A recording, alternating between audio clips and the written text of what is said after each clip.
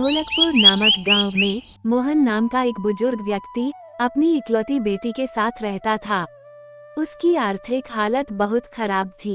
वो बहुत गरीबी में अपना जीवन यापन कर रहे थे। एक दिन उसके घर गांव का जमींदार धनीराम सेठ आता है और कहता है, मुझे उधार दिए हुए सालों बीत गए हैं, पर तूने आज तक एक पाई भी वापस नहीं लौटाई है। आज मुझे मेरे पैसे चाहिए, नहीं तो मैं तुम सबको धक्के मारकर इस घर से बाहर निकाल दूंगा। बस 2 दिन की मोहलत और दे दीजिए सेठ जी। कल मेरा बेटा शहर से लौटने वाला है। जैसे ही वो वापस आएगा, मैं सबसे पहले उसको आपके पास भेजूंगा और वह आपके सारे पैसे चुका देगा। आपने इतने सालों तक सब्र रखा है, तो क्या आप सिर्फ 2 दिन और नहीं रुक सकते? मैं आपसे हाथ जोड़कर विनती करता हूँ, मेरी मजबूरी को समझिए। अच्छा ठीक है, मैं तुम्हें 2 दिन की और मोहलत देता हूँ। अगर 2 दिनों में मेरे पैसे मुझे नहीं मिले, तो तुम्हारा सारा सामान बाहर फेंक कर तुम्हें भी इस गांव से बाहर फिकवा दूंगा। ऐसा बोलकर जमींदार वहाँ से चला जाता है। तब मीरा अपने पिताजी से कहती है, पिताजी, भैया 2 दिन में आ जाएंगे ना? अगर इस बार भैया नहीं आए तो जमींदार हमें गांव से निकलवा देगा। इस बार वह हमारी एक भी नहीं सुनेगा। आज देखा नहीं आपने, वह कितना गुस्से में था। वह तो आज ही हमें निकाल देता। तुम फिक्र मत करो बेटी, रमेश ने कहा है वह जरूर आएगा और उसने पैसों का इंतजाम भी कर लिया है। उसके आते ही जमींदार के सारे पैसे लौटा दूंगा, फिर फिक्र करने की कोई बात नहीं। 2 दिन ऐसे ही बीत जाते हैं, लेकिन रमेश नहीं आता है। दोनों बाप बेटी रमेश का इंतजार कर रहे थे। फिर एक आदमी मोहन के घर आकर बोलता है, अरे मोहन, गजब हो गया। जिस कारखाने में तुम्हारा बेटा काम करता था, उस कारखाने में बहुत भीषण आग लग गई है और उस कारखाने में काम करने वाले जितने भी लोग थे, सारे के सारे बहुत बुरी तरह से जल गए हैं और खबर मिली है कि उसमें से कोई भी नहीं बचा। और इस कारखाने में तुम्हारा बेटा भी काम करता था। ये सुनकर मोहन के ऊपर दुखों का पहाड़ टूट पड़ता है और वह फूट फूट कर रोने लगता है। हे भगवान, यह क्या कर दिया आपने? अब क्या होगा मेरा और मेरी बेटी का? हम कैसे जिएंगे? ऐसे ही 2 दिन बीत जाते हैं। उनके गांव में एक आदमी सूटकेस लेकर आता है। उसी समय जमींदार भी वहां से गुजर रहा था। अरे भाई साहब, जरा सुनिए, यहाँ मोहन जी का घर कहाँ है? क्या आप मुझे बता सकते हैं? तुम कौन हो और कहां से आए हो? इस गांव के तो नहीं दिखते। आप तो जानते ही होंगे कि मोहन जी के बेटे की कारखाने में आग लगने की वजह से मृत्यु हो गई थी। उसने इतने सालों तक बहुत मेहनत करके बहुत सारे पैसे जमा कर लिए थे। वह सब लेकर घर आने ही वाला था, लेकिन उससे पहले ये दुर्घटना हो गई, जिस वजह से अब कारखाने के मालिक ने उनके परिवार वालों के लिए पैसे भेजे हैं। मैं उसके वही पैसे उसके पिता मोहन जी को देने आया हूँ। ये सुनकर जमींदार के मन में लालच जाग जाता है और वह सोचता है, क्यों ना मैं इसे बोल दूं कि मैं ही मोहन हूँ और इससे सारे पैसे ले लूं। वैसे भी मोहन ने मुझसे कर्जा लिया है, वह खुद तो मुझे चुकाने से रहा। मैं इसी से ही पैसे ले लेता हूँ, जिससे मुझे कर्ज का पैसा भी मिल जाएगा और मेरा काम भी बन जाएगा। पर इसके लिए मुझे इसे यहीं से भगा देना होगा। अरे भाई, तुम एकदम सही आदमी से मिले हो। मैं ही मोहन हूँ और जिसकी बात तुम कर रहे हो वह मेरा ही बेटा था। अच्छा हुआ भाई साहब, आप मुझे यहीं पर मिल गए, वरना मुझे पूरे गांव में कहां कहां भटकना पड़ता। ये लीजिए आपकी अमानत, अब मैं चलता हूँ। ये कहकर वह आदमी वहाँ से चला जाता है और जमींदार वह सूटकेस लेकर अपने घर आ जाता है। जैसे ही वह सूटकेस खोलकर देखता है, उसमें ढेर सारे पैसे होते हैं। जमींदार ये देखकर बहुत खुश हो जाता है। मुझे तो कुछ समझ में नहीं आ रहा बेटी, अब हमारा गुजारा कैसे होगा? हम तो पूरी तरह से रमेश के भरोसे पर थे, लेकिन पता नहीं ईश्वर ये कैसी परीक्षा ले रहा है। रमेश ही तो हमारा सहारा था, भगवान ने उसे भी हमसे छीन लिया। भगवान इतने कठोर दिल कैसे हो सकते हैं? कभी कभी लगता है कि भगवान है ही नहीं। अगर होते तो हमारे साथ इतना सब नहीं होता, जबकि हमने किसी का बुरा भी नहीं चाहा। पिताजी, आप चिंता मत कीजिए, मैं भी आपका काम में आपका हाथ बटाऊंगी। हम कुछ ना कुछ करके जमींदार का कर्ज लौटा ही देंगे। आप फिक्र मत कीजिए, नहीं तो आपकी तबीयत और भी खराब हो जाएगी। मीरा दूसरों के घर में काम करने और खाना बनाने का काम करने लगती है। इसी तरह से कुछ दिन बीत जाते हैं।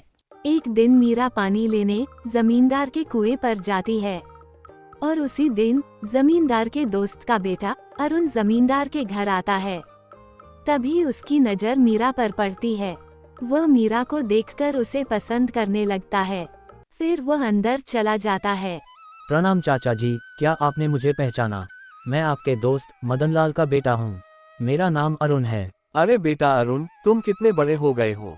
तुम्हें जब पिछली बार देखा था तब तुम बहुत छोटे थे, इसलिए तुम्हें पहचान नहीं पाया। बोलो बेटा, कैसे आना हुआ? वो क्या है ना चाचा जी, दरअसल पिताजी ने एक जमीन का सौदा करने के लिए मुझे यहाँ भेजा है। बस वही जमीन देखने के लिए मैं आया हूँ। इस सिलसिले में आपसे थोड़ी बात करनी थी। अच्छा, तो तुमने अब अपने पिताजी का कारोबार भी संभालना शुरू कर दिया है? हाँ चाचा जी, थोड़ा बहुत मैं भी देख लेता हूँ। अब पिताजी की उम्र के कारण उनसे ज्यादा काम नहीं हो पाता है, इसलिए अब मुझे ही करना पड़ता है। ये तो बहुत अच्छी बात है बेटा। आपसे एक बात पूछनी थी चाचा जी। दरअसल मैं जब आ रहा था तब कुएं के पास मैंने एक लड़की को देखा। क्या आप बता सकते हैं कि वह लड़की कौन है? लड़की? कौन सी लड़की अरुण बेटा? वह आपके घर के सामने जो कुआं है, उस कुएं पर मैंने एक लड़की को पानी भरते देखा। क्या आप बता सकते हैं वह कौन है? रुको अरुण बेटा, तुम चाय पियो, तब तक मैं देख कर आता हूँ। जमींदार बाहर जाकर कुएं की ओर देखता है तो कुएं पर उसे खुद की ही बेटी राधा दिखाई देती है। मीरा वहां से जा चुकी होती है। अरे अरुण बेटा, जिस लड़की के बारे में तुम पूछ रहे हो वह मेरी ही बेटी है। अच्छा ठीक है चाचा जी, मुझे लगा कौन है, जाने दीजिए, छोड़िए, आप बताइए आप कैसे हैं? अरुण बात को पलट देता है, लेकिन जमींदार को इस बात पर शक हो जाता है। मुझे लगता है अरुण बाबू को मेरी बेटी पसंद आ गई है। ये तो बहुत अच्छी बात है। अगर मेरी बेटी राधा इतने बड़े खानदान में चली जाएगी तो उसका नसीब ही चमक जाएगा। इतने अमीर लोग मुझे और कहीं नहीं मिलने वाले। इतना सोचकर जमींदार मन ही मन बहुत खुश हो जाता है। अच्छा चाचा जी, मैं अब निकलता हूँ, मुझे देर हो रही है। अरे नहीं बेटा, 1-2 दिन रुक कर जाओ। जरा गांव की शुद्ध हवा में रहो। शहर में तो रोज ही रहते हो। हमें भी थोड़ा मौका दो तुम्हारी खातिरदारी करने का। नहीं चाचा जी, इस बार नहीं, अगली बार आऊंगा तो जरूर रुकूंगा। इतना कहकर अरुण वहां से चला जाता है और घर जाकर डरते हुए अपने पिताजी से कहता है, पिताजी, मैंने गांव में एक लड़की देखी है। मुझे वो लड़की बहुत पसंद आई है और मैं उसी से शादी करना चाहता हूँ। अरे बेटा, तुम किस लड़की की बात कर रहे हो? पिताजी, वह आपके गांव के दोस्त हैं ना, जिनके यहाँ आपने मुझे आज भेजा था। उन्हीं की लड़की से मुझे शादी करनी है। अरे वाह, ये तो अच्छी बात है बेटा। वो तो मेरा बहुत अच्छा दोस्त है। वो बिल्कुल भी मना नहीं करेगा। मैं कल ही उसके पास जाकर शादी की बात करता हूँ। वो भी ये सुनकर बहुत खुश होगा। दूसरे दिन अरुण के पिता और अरुण जमींदार के यहाँ जाते हैं। अरे मेरे दोस्त मदनलाल, बहुत दिनों बाद आज मिल रहा है। तू तो बहुत बड़ा आदमी हो गया है यार। याद है हम दोनों ने साथ में ही कारोबार शुरू किया था। आज तू कहां से कहां पहुंच गया। आज तो तूने मुझे बहुत खुश कर दिया, जो अपने पूरे परिवार के साथ मेरे घर आ गया। मैं तुझे देखकर बहुत खुश हूँ। अरे यार, अरुण की वजह से हमें अभी आना ही पड़ा। दरअसल अरुण को तुम्हारी बेटी बहुत पसंद आ गई है और वह उससे शादी करना चाहता है। उसी की बात करने के लिए हम यहाँ आए हैं। हाँ मदनलाल, ये तो अच्छी बात है। तुमने आज मेरा दिल खुश कर दिया। हमारी दोस्ती आज रिश्तेदारी में बदलने जा रही है। इससे ज्यादा खुशी की बात और क्या हो सकती है। चलो अभी अपनी बेटी को बुलाओ। हमें उसे देखे बरसों हो गए हैं। जब हमने उसे देखा था तब वह 8 वर्ष की थी। तभी जमींदार अपनी बेटी को आवाज लगाता है और बोलता है, अरे बेटा राधा, जरा यहाँ तो आना। जैसे ही राधा अंदर आती है, अरुण उसे देखकर दंग रह जाता है और बोलता है, अरे चाचा जी, जिसे मैंने उस दिन देखा था, ये वह लड़की नहीं है, वह लड़की कोई और थी। यह आप क्या बोल रहे हो अरुण बाबू? आपने उस दिन जिसे देखा था, ये वही लड़की है। ठीक से देखिए, शायद आप भूल गए हो। ये वही लड़की है जो उस दिन कुएं के पास खड़ी थी। नहीं चाचा जी, मुझे अच्छी तरह से याद है, ये वह लड़की नहीं है। इतना सुनकर जमींदार सोच में पड़ जाता है। कहीं अरुण बाबू ने उस फटीचर मोहन की लड़की मीरा को तो नहीं देख लिया। उस दिन वही थोड़ी देर पहले वहां पानी भरने आई थी। और शायद अरुण बाबू उसी की बात कर रहे हैं। नहीं, मैं ऐसा बिल्कुल नहीं होने दूंगा। मुझे कुछ भी करके मोहन और उसकी बेटी को इस गांव से भगाना ही होगा, इससे पहले कि अरुण बाबू उसे गांव में जाकर ढूंढ ले। ठीक है अरुण बेटा, अगर ऐसी बात है तो मैं खुद उस लड़की को आपके लिए ढूंढ कर लाऊंगा। आप चिंता मत कीजिए। अरुण, ये तुम कैसी बातें कर रहे हो? हम तो तुम्हारे कहने पर ही यहाँ आए थे। तुमने ही कहा था कि तुम्हें उनकी बेटी पसंद है, और सच कहूँ तो मुझे भी राधा बहुत पसंद आई है। अब तुम किस लड़की की बात कर रहे हो ये समझ में नहीं आ रहा। हमें तो यही लड़की ठीक लगी है, और मेरी तो यही ख्वाहिश है कि तुम्हारा रिश्ता मेरे दोस्त के घर में ही हो। राधा में कौन सी कमी है? बहुत समझदार, संस्कारी और अच्छी लड़की है बेटा। पर पिताजी, मुझे तो उस लड़की से शादी करनी है जिसे मैंने उस दिन कुएं के पास देखा था। चलो दोस्त, फिर अब हम चलते हैं। तुम्हें हमने तकलीफ दी, उसके लिए हमें माफ कर देना। नहीं मदनलाल, इसमें तकलीफ कैसी? शायद मुझे ही सुनने या समझने में गलती हो गई होगी, पर मैं कोशिश करूंगा कि उस लड़की को जल्द से जल्द ढूंढ लूं। फिर मदनलाल और अरुण अपने घर चले जाते हैं, और घर पहुंचकर मदनलाल अरुण से बोलता है, अरे अरुण, तुमने इतनी बड़ी गलती कैसे कर दी? पता नहीं मेरे दोस्त को कितना बुरा लगा होगा। पर पिताजी, मैंने जिस लड़की को देखा था वह आपके दोस्त की बेटी नहीं थी, वह कोई और थी। और पिताजी, मैं ऐसे ही किसी भी लड़की से शादी नहीं कर सकता। मैं उस लड़की से ही शादी करना चाहता हूँ जिसे मैंने उस दिन देखा था। पर अरुण बेटा, बात यह नहीं है। बात तो ये हो रही है कि मेरे दोस्त का तुमने अपमान किया है, और तुम कहाँ किसी लड़की की बात कर रहे हो? तुम्हें इससे अच्छी लड़की और कहीं नहीं मिलेगी। तुम्हें इसी से शादी करनी होगी। नहीं पिताजी, मैं राधा से शादी नहीं करूँगा। पर तुम जिस लड़की की बात कर रहे हो उसका कोई अता पता भी नहीं है। कहाँ ढूंढोगे तुम उसे? पिताजी, मैं कुछ भी करके उसे ढूंढ लूंगा, बस मुझे थोड़ा सा समय दे दीजिए। ठीक है, अगर तुम्हारी यही मर्जी है तो मैं तुम्हें 1 हफ्ते का समय देता हूँ। अगर 1 हफ्ते में तुमने उस लड़की को ढूंढ लिया तो ठीक है, वरना तुम्हें राधा से ही शादी करनी होगी। हाँ पिताजी, आप जैसा ठीक समझे। अरुण को पूरे गांव में वही फटीचर मोहन की बेटी ही मिली। मैं ये शादी कभी नहीं होने दूंगा। कहाँ मेरी बेटी और कहाँ वह भिखारी की लड़की मीरा। उन्होंने मेरी बेटी को ठुकरा दिया, मैं उन्हें मजबूर कर दूंगा उसी से शादी करने को। अरुण के वापस आने से पहले मैं मोहन को गांव से बाहर फेंकवा दूंगा। अरे हाँ, उसके बेटे के जो पैसे शहर से आए थे वह तो मेरे पास है। अब मैं उस कर्ज के पैसे वापस मांगूंगा। ना चुका पाए तो उसका घर भी हड़प लूंगा और उसे भगा दूंगा। फिर देखता हूँ कौन बनती है बहू, मेरी बेटी ही बनेगी। जमींदार मोहन के घर जाता है और बोलता है, मोहन, तुम मेरे अच्छा होने का फायदा उठा रहे हो। मैं इतने दिनों से चुप इसलिए बैठा हूँ क्योंकि तुम्हारा बेटा अभी अभी गुजरा है, और उसके गुजरने की वजह से मैं खुद से तुम्हारे यहाँ नहीं आया, पर मैं तुम्हारी राह देख रहा था। पर तुम तो मेरी अच्छाई का फायदा उठा रहे हो। अब मैं कुछ नहीं सुनने वाला। अब तो मेरा सारा पैसा लौटा दो, और वैसे भी मैंने तुम्हें बहुत ज्यादा मोहलत दे दी है। जमींदार जी, मैं इतने सारे पैसे अभी कहाँ से लौटा पाऊंगा? आपको तो पता है अब मेरा बेटा भी नहीं रहा। मैं कुछ नहीं जानता, मुझे बस मेरे पैसे चाहिए। अगर पैसे नहीं है तुम्हारे पास तो अभी के अभी मुझे यह घर खाली करके दे दो। मैं इसे बेचकर मेरा कर्ज वसूल कर लूंगा। बस अब बहुत हो चुका।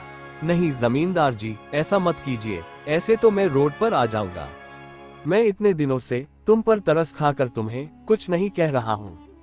इसका मतलब यह नहीं है कि तुम मेरे सिर पर बैठ जाओ। अब मैं कुछ नहीं सुनना चाहता। बस तुम यह घर खाली कर दो और यहाँ से चले जाओ, नहीं तो मैं मेरे लोगों को कहकर तुम्हें घर से धक्के मारकर बाहर निकलवा दूंगा। चलिए पिताजी, अब हम खुद को झूठी तसल्ली नहीं दे सकते। हम यूं लकड़ियां बेचकर और दूसरों के घरों में काम करके जमींदार के पैसे नहीं लौटा पाएंगे। हमें ये घर छोड़कर जाना ही होगा। इतना कहकर मीरा अपने पिताजी को लेकर घर से बाहर चली जाती है और दूर जंगल में जाकर एक छोटी सी झोपड़ी बनाकर उसमें रहने लगती है। और इसी के चलते मीरा के पिता की तबीयत खराब हो जाती है, और इसी वजह से अपने पिताजी का लकड़ी बेचने का काम मीरा संभाल लेती है और किसी भी तरह से घर चलाने लगती है। मैं तो कितना खुशकिस्मत हूँ जो मुझे तेरे जैसी बेटी मिली, और मेरी वजह से तुझे कितनी मुश्किलों का सामना करना पड़ रहा है। पिताजी, आप ऐसा मत बोलिए। आपकी सेवा करने के लिए मुझे कोई मुश्किलों का सामना नहीं करना पड़ रहा है।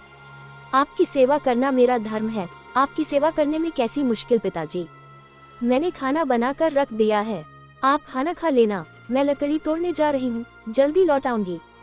इतना कहकर मीरा जंगल में लकड़ी काटने चली जाती है। देखते ही देखते सुबह से शाम हो जाती है, पर मीरा जंगल से नहीं लौटी। इसी वजह से मोहन बहुत परेशान हो जाता है। मीरा को अभी तक आ जाना चाहिए था, पर वह अभी तक नहीं आई। कहीं वह किसी मुसीबत में तो नहीं फंस गई। मुझे अपनी बच्ची को जाकर ढूंढना चाहिए। मैं घर पर ऐसे हाथ पे हाथ रखकर नहीं बैठ सकता। इतना कहकर मोहन मीरा को ढूंढने के लिए जंगल की ओर निकल पड़ता है।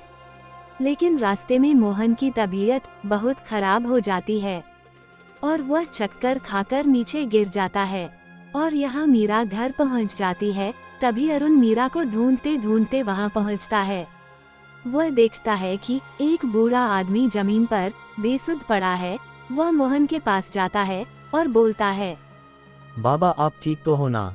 इतना कहकर वह मोहन को उठाता है और किसी तरह उठाकर एक पेड़ के नीचे बैठा देता है और बोलता है, अरे बाबा आप इस जंगल में क्या कर रहे हो? आपकी तबीयत भी बहुत खराब लग रही है। अरे बेटा, क्या बताऊं, मैं अपनी बेटी मीरा को ढूंढने के लिए जंगल में आया था। वो लकड़ियां तोड़ने गई थी, पर अब तक घर नहीं लौटी। पता नहीं कैसे मुझे चक्कर आ गया। कोई बात नहीं बाबा, बस आप मुझे आपके घर का पता बताइए, मैं आपको आपके घर छोड़ देता हूँ। तभी अरुण मोहन को लेकर उनके घर जाता है और जैसे ही अरुण की नजर मीरा पर पड़ती है, वह हैरान हो जाता है और बहुत खुश भी हो जाता है। पिताजी, आप ठीक तो हो ना? बेटा मैं तो ठीक हूँ, तुम्हें ढूंढने बाहर गया था। पता नहीं कैसे मुझे चक्कर आ गए थे और मैं बीच राह पर गिर गया था। तभी इन्होंने मेरी मदद की और मुझे घर तक लेकर आए। अगर यह वहाँ नहीं होते तो पता नहीं मेरा क्या होता। आपका बहुत बहुत शुक्रिया, आपने मेरे पिताजी की मदद की। हमेशा आपकी शुक्रगुजार रहूंगी। बाबा आप गांव के बाहर ऐसे जंगल में इस छोटी सी झोपड़ी में क्यों रह रहे हो? तब मोहन अपनी सारी आपीती बताता है और जमींदार की सारी करतूत भी और अपने बेटे के बारे में भी बताता है कि कैसे उसने उसको एक कारखाने की आग में खो दिया। ये सुनकर अरुण बोलता है, बाबा वह कारखाना हमारा ही था, मैं ही उस कारखाने का मालिक हूँ। दरअसल तकनीकी खराबी की वजह से वहाँ आग लगी थी। उसमें काफी लोग मारे भी गए थे, लेकिन मैंने मुआवजे के तौर पर सभी परिवारों को 5 लाख रुपए भिजवाए थे। पर बेटा यहाँ तो कोई भी नहीं आया, हमें कोई पैसा भी नहीं मिला। अगर मिल जाते तो तुम ही सोचो, हम यहाँ जंगल में ही क्यों होते। ये सुनकर अरुण को धक्का सा लग जाता है। अरुण बोलता है, बाबा आप बिल्कुल फिक्र मत कीजिए, आप मुझे 2 दिन का वक्त दीजिए, मैं इस बात का पता लगाकर आपको आपके पैसे दिलवा कर रहूंगा।